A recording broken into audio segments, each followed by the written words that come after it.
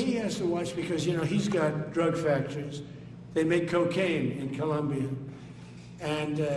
he's no friend of the United States. He's very bad guy. And he's got to watch his ass because he makes cocaine and they send it into the United States of America from Colombia. We love the Colombian people. I love the Colombian people. They're great people, energetic, smart, great. But their new leader is a troublemaker. And you better watch it. You better close up those cocaine factories. They have at least 3 major cocaine factories. We know where they are. You better close them up fast, yeah.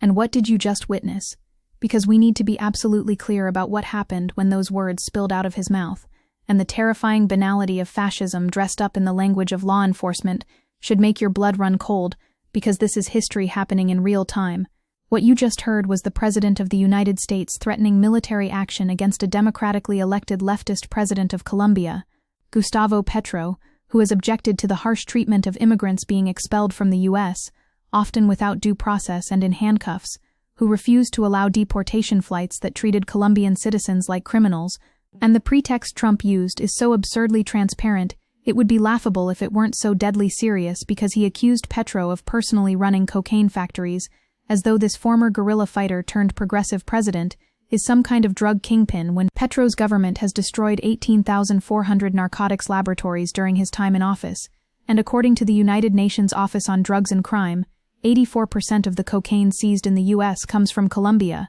yet the UNODC says Venezuela is not a cocaine-producing country, which makes it crystal clear what this is really about, and you need to understand the context, because this threat came the same day Trump announced U.S. forces had seized a large oil tanker called the Skipper off the coast of Venezuela as part of what he's calling an anti-drug campaign, but veteran diplomat Richard Haass explicitly stated the biggest rationale for regime change in Venezuela is to get at Venezuelan oil reserves, the world's largest, which could produce many times more than the current 1 million barrels a day, and this administration, which puts economic interests in the forefront of its foreign policy, is interested in getting a regime in power that would invite American companies in buy over near doors, wikwisite Friesmalenfall, in Steltesefman times more than. In an exclusive CNN interview, he said oil is at the heart of the matter, that Trump's logic is about negotiating for oil, not about democratization of Venezuela or narco-trafficking.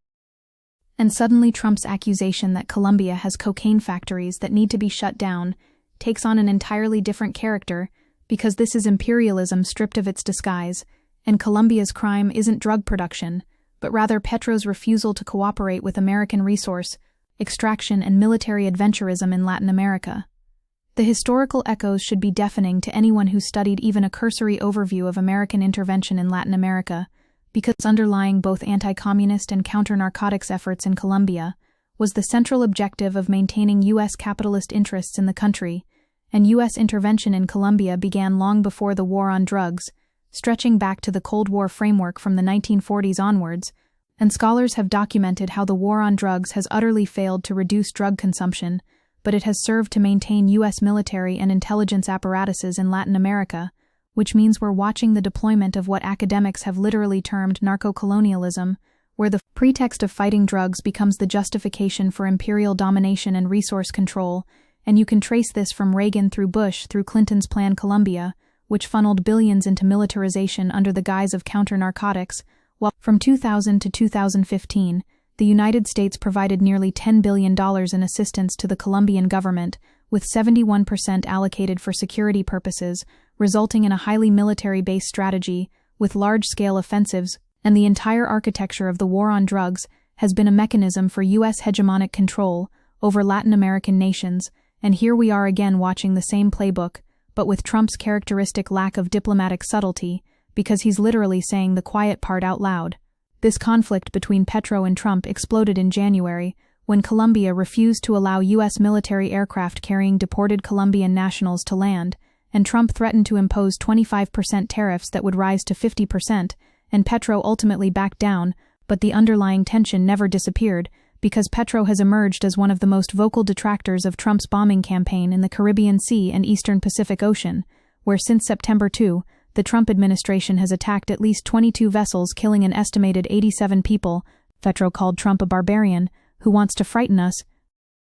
And here's what's so crucial about understanding Petro's resistance. Because Petro is Colombia's first leftist president, who has pursued peace negotiations with armed groups and crop substitution programs instead of the militarized eradication campaigns that the U.S. has historically demanded, and the U.S. Treasury sanctioned Petro in October, accusing him of playing a role in the global illicit drug trade, a claim the Colombian leader has rejected, and the Trump administration yanked Petro's visa, and the next month sanctioned him, freezing any assets he may have in the U.S. And this is the systematic destruction of a democratically elected leader who refuses to subordinate his country's sovereignty to American imperial interests. And Trump's threat that Petro better watch his ass and close up those cocaine factories is the language of a mafia boss, not a democratic president engaged in international diplomacy. But wait, because it gets even more sinister when you examine what Trump means by knowing where these alleged factories are and what being next might entail, because Trump's statement links Petro personally to Colombia's drug production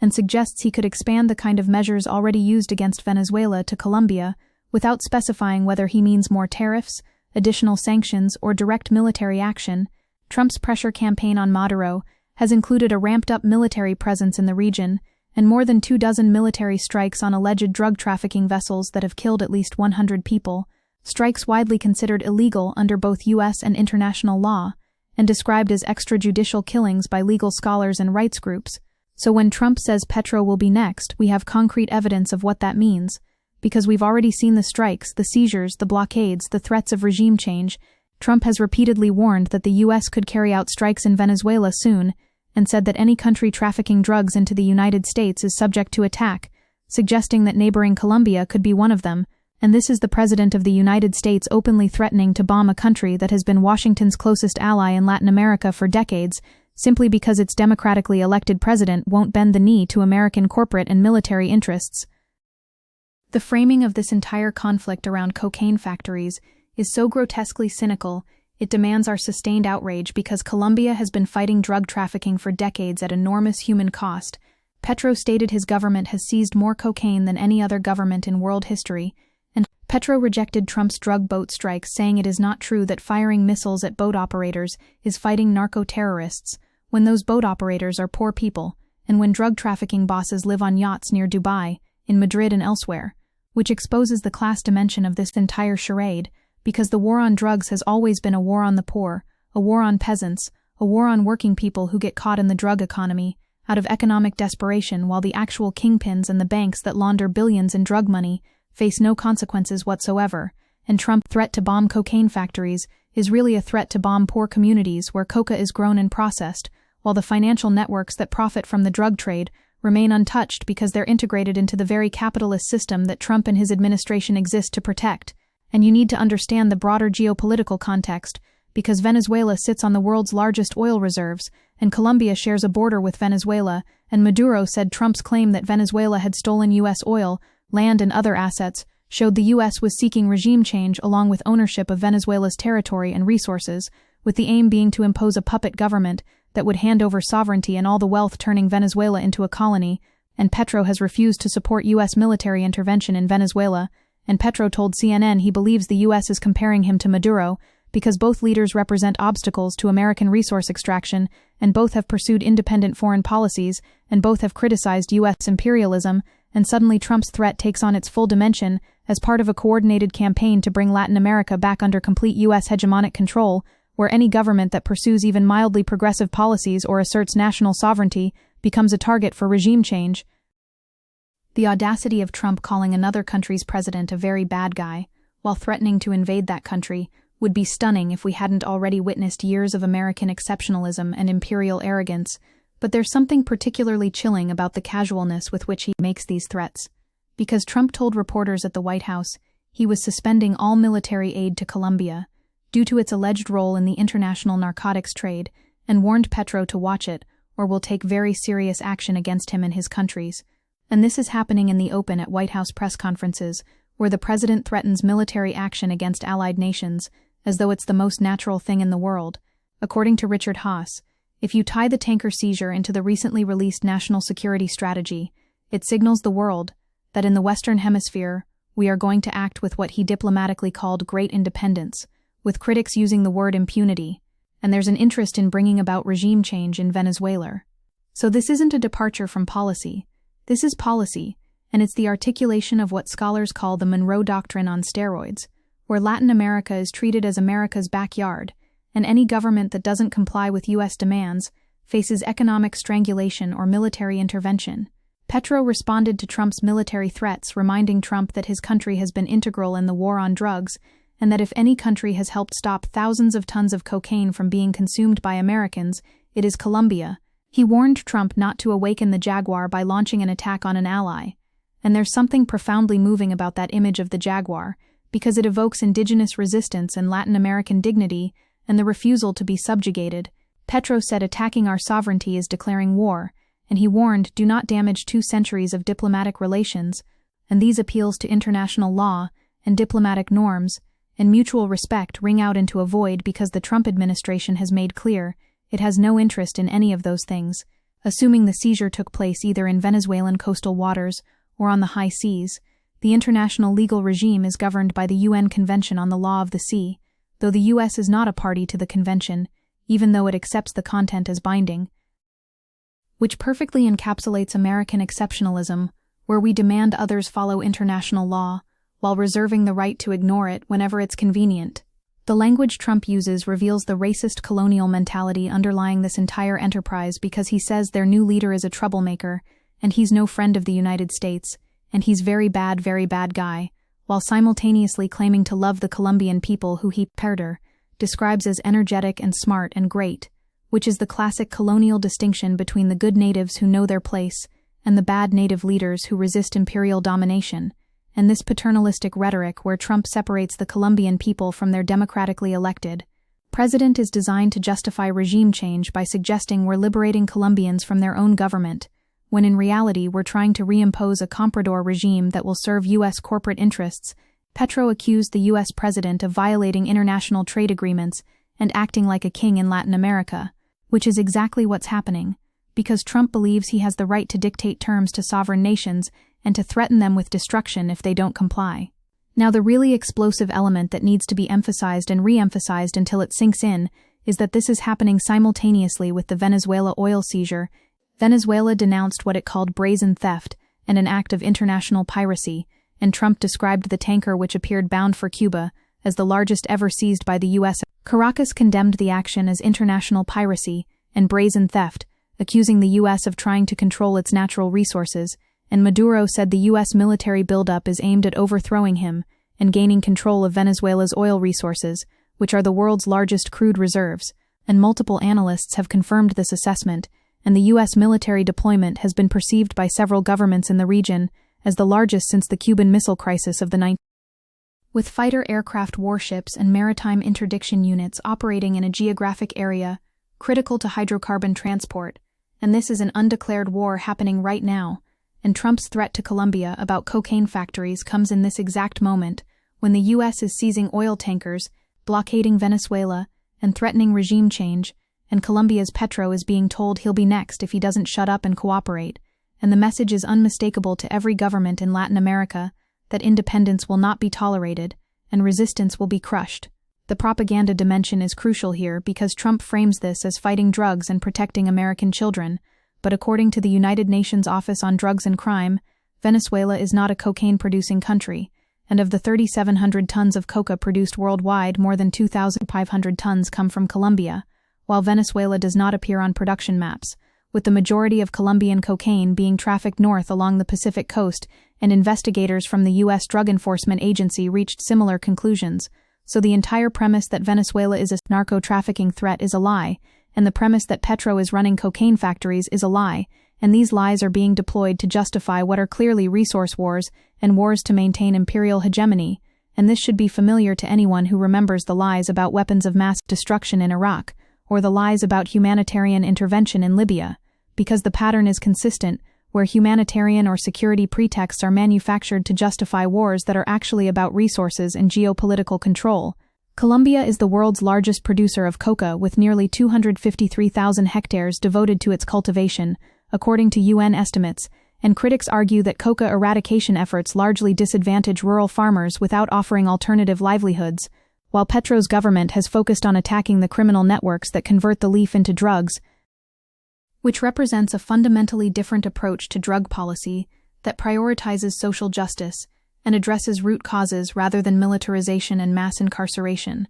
But this approach threatens U.S. interests because it reduces Colombia's dependence on U.S. military aid and security cooperation, and it challenges the entire drug war framework that has justified decades of U.S. intervention, and so Petro must be destroyed not despite his progressive drug policies, but because of them, because he represents an alternative model that, if successful, would undermine the entire justification for U.S. military presence in the region. The deportation crisis that initially sparked conflict between Trump and Petro reveals how these issues are interconnected because Petro refused deportation flights to send a message that the U.S. cannot treat Colombian migrants as criminals, saying he cannot allow migrants to remain in a country that does not want them, but if that country sends them back, it must be with dignity and respect. And this basic assertion of human dignity, this demand that people being deported be treated as human beings rather than as criminals or cargo, was enough to trigger Trump's fury, and Petro wrote, "We are not anyone's colony," which gets to the heart of the matter, because Trump's entire approach to Latin America is fundamentally colonial in nature, where he believes the U.S. has the right to dictate terms to these countries, to use their territory for military bases, to deport people there on military planes in chains, to seize their resources, to threaten their leaders, and to demand their complete submission, and any assertion of sovereignty or dignity is treated as an intolerable provocation. And here's where we need to get even more specific about what Trump is threatening, because when he says we know where they are, referring to these alleged cocaine factories, what he means is that Trump signaled he may expand his attacks on alleged narco-traffickers to Colombia, following up his threats against Venezuelan President Maduro with a new threat against Colombian President Petro, and we know what those attacks look like, because U.S. military strikes targeting boats used in alleged drug trafficking networks have killed more than 80 people, triggering scrutiny from lawmakers and backlash from Venezuela and Colombia. And these strikes are being carried out without due process, without trials, without any confirmation that the people being killed are actually involved in drug trafficking. Petro said they are poor boatmen who know how to drive a boat hired in their poverty by gangsters, but gangsters don't sit on the boats, so when one of those missiles arrives it kills that boatman, but doesn't kill the drug trafficker. And this is the reality of Trump's war on drugs, that it's a war on poor people, while the actual power structures that profit from drugs remain untouched. The historical context matters enormously here, because for U.S. imperialism, the war against drugs is a bonanza, not just because it allows Washington to dominate countries like Colombia, and it's public record that various agencies of the U.S. state, including the CIA and DEA, have often trafficked in drugs to fund their own operations, and these drugs have ended up inside the U.S., which means the entire moral framework of the drug war collapses under even minimal scrutiny, because the same government claiming to protect Americans from drugs has been implicated in drug trafficking, and the same government claiming to fight cartels has armed and funded paramilitary groups that work with cartels, and Plan Colombia simply resulted in drug traffickers shifting supply routes from the Colombia-Bahamas-Florida route through Mexico instead, so placing pressure on supply routes just results in traffickers adapting by changing routes to exploit paths of less resistance, which demonstrates the complete futility of supply-side interventions. But the interventions continue, because the point isn't to stop drugs, the point is to maintain control. The legal and moral bankruptcy of this entire enterprise becomes clear when you examine the language being used, because Trump is openly saying he will bomb another country close up those cocaine factories or else. Petro warned in public statements that threatening military action against Colombia's territory would amount to a declaration of war, and under international law, what Trump is threatening is absolutely illegal, because international law is concerned with the objective existence of armed conflict, and in theory, an instance of invasion or attack by the armed forces of a state on the territory of another state would qualify, potentially including the seizure of another state's vessel, though relatively small-scale engagements are not thought to qualify as armed conflict.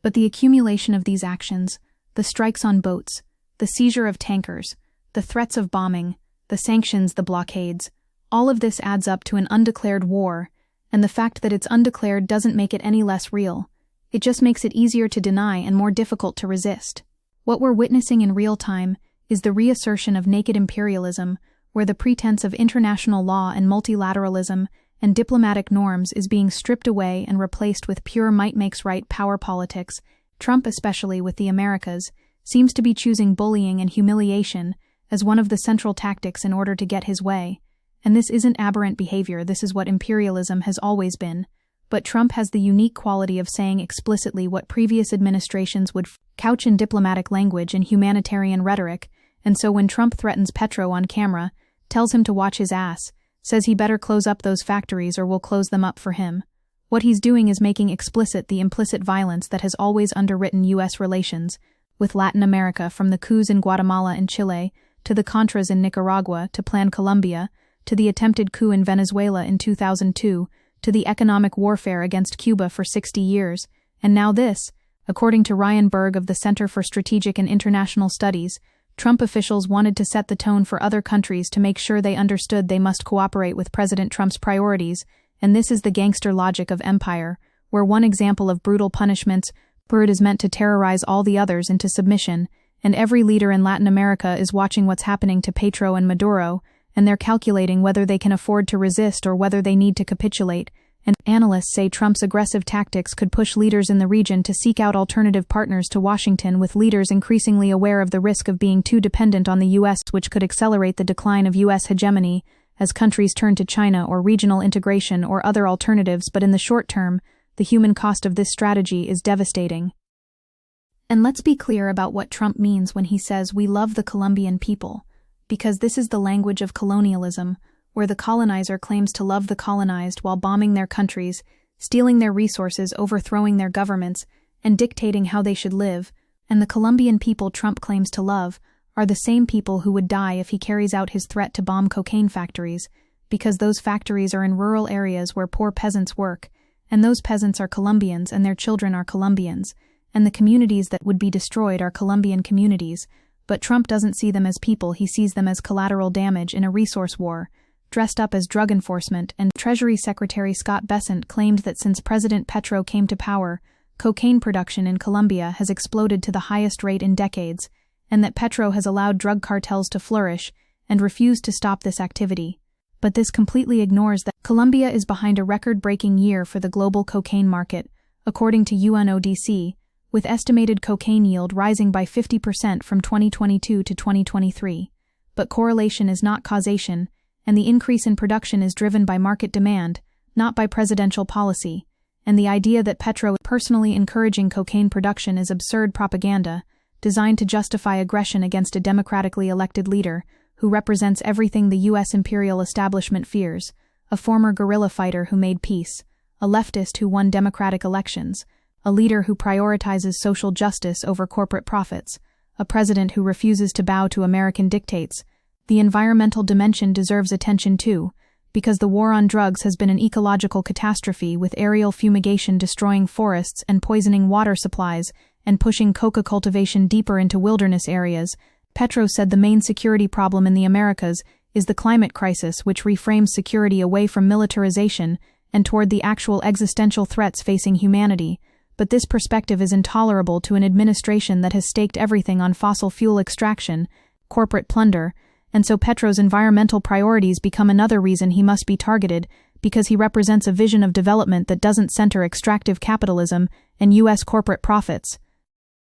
We need to name what this is because academic language sometimes obscures rather than clarifies, but what Trump is doing is threatening to wage war on a democratic ally in order to facilitate resource extraction from another country, while using drug enforcement as a pretext. And this is imperialism, this is colonialism. This is the reassertion of U.S. hegemony through violence and coercion and economic warfare, and the only reason it's shocking is because Trump is being explicit about it, rather than hiding behind humanitarian rhetoric or national security jargon. But the substance is the same as it's always been, and the war on drugs has served to maintain U.S. military and intelligence apparatuses in Latin America, and that's been the point all along. And Trump's threat to Petro is just the latest chapter in a long history of U.S. intervention designed to keep Latin America subordinate and to keep resources flowing north, and to prevent any alternative development model from succeeding. And when Trump says Petro better watch it because he makes cocaine and they send it into the United States, he's revealing the imperial mindset where other countries are not sovereign nations with their own interests and priorities, but rather are extensions of U.S. domestic policy, where their sole purpose is to serve American needs, and if they fail to prevent all cocaine from reaching the U.S., then they're enemies who deserve punishment. Never mind that the demand for cocaine comes from the U.S., never mind that American banks launder drug money, Never mind that U.S. foreign policy has consistently destabilized the region, creating conditions where drug trafficking flourishes. Never mind that the war on drugs has been a catastrophic failure by every metric, because none of that matters when the real purpose is maintaining imperial control, and Trump's threat makes that purpose transparent. The class warfare dimension is critical, because Petro told Americans that their function as special forces should be to fight against oppression, and he publicly called on American soldiers to disobey Trump and not to point their rifles at humanity, which cost him his visa. And this is intolerable to the imperial establishment, because Petro is articulating an anti-imperialist solidarity that transcends national boundaries and appeals to American soldiers' conscience, and this is genuinely threatening because it suggests that working-class Americans and working-class Colombians and working-class Venezuelans have more in common with each other than any of them have with their ruling classes, and if that consciousness spread, if that solidarity developed, it would threaten the entire structure of global capitalism and U.S. imperialism, and so Petro must be isolated, demonized and destroyed before his message spreads. What makes this moment particularly dangerous is the convergence of multiple crises, because we have escalating climate catastrophe, resource depletion, growing inequality, the rise of fascism globally, and the desperation of a declining imperial power trying to maintain its hegemony through increasingly brutal means, and Trump's threat to Colombia and his actions in Venezuela are part of this broader pattern where the U.S. is lashing out, trying to reassert control,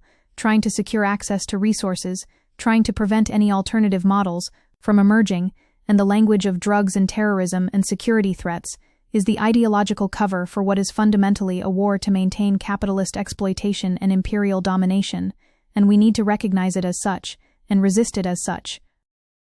And finally, this clip. This moment, this threat should galvanize everyone who believes in sovereignty and dignity, and international law and human rights, because Trump is showing us exactly what he plans to do, and we have a responsibility to name it, to oppose it, to build solidarity with the people of Colombia and Venezuela and all of Latin America who are resisting this imperial violence, because their struggle is our struggle, and their liberation is bound up with our liberation. And when Trump threatens to bomb cocaine factories, what he's really threatening is anyone anywhere who dares to imagine a world beyond U.S. hegemony, beyond extractive capitalism, beyond the endless violence of imperialism, and that threat demands our response, our resistance, our refusal to let this barbarism proceed unchallenged, because the choice before us is stark between a future of escalating imperial violence and climate catastrophe, or a future of solidarity and justice and genuine democracy, and Trump's threat to Colombia is showing us which future his administration has chosen, and it's up to us to choose differently.